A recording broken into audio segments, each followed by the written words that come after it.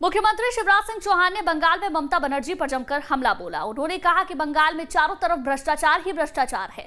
2 मई को जब चुनावी रिजल्ट आएगा तो वो बीजेपी के पक्ष में होगा। रिपोर्ट देखिए आप।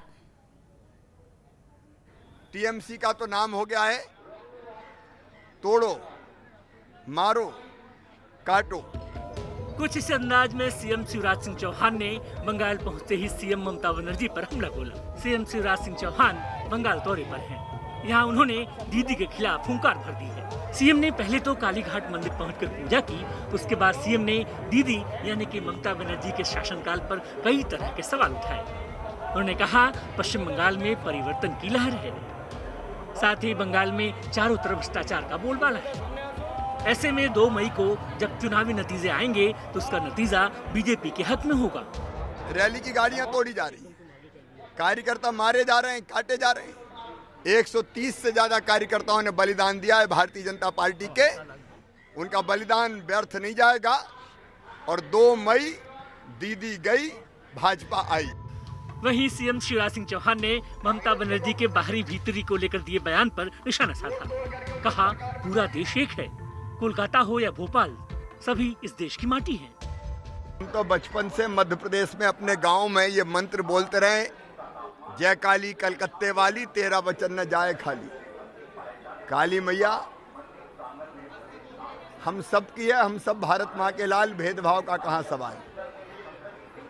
कलकत्ता हो, भोपाल हो, गुवाहाटी हो, अपना देश अपनी माटी तो है। लेकिन बौखलाहट में पराजय के डर से घबरा के ममता दीदी ऐसे आरोप लगाते हैं। सीएम शिवराज सिंह चौहान ने ही नहीं, केंद्रीय मंत्री रेणुका सिंह ने भी ममता बनर्जी पर हमला बोला। सूरजपुर में रेणुका सिंह ने कहा बंगाल सरकार ने कोई भी केंद्र की योजना का लाभ जनता तक पहुंचने नहीं दिया।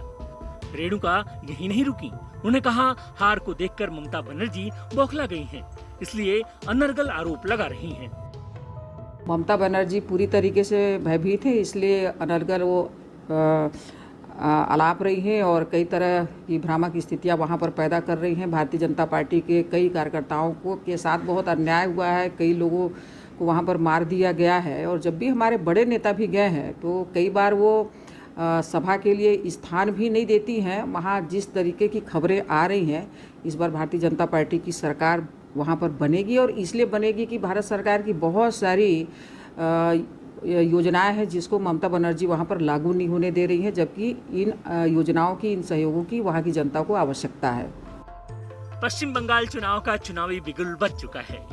यहाँ 8 चरणों में वोटिंग होगी और नतीजे 2 मई को आएंगे। ऐसे में बीजेपी और टीएमसी दोनों ही पार्टियां पुरजोर कोशिश कर रही हैं जीत के लिए। Team news state.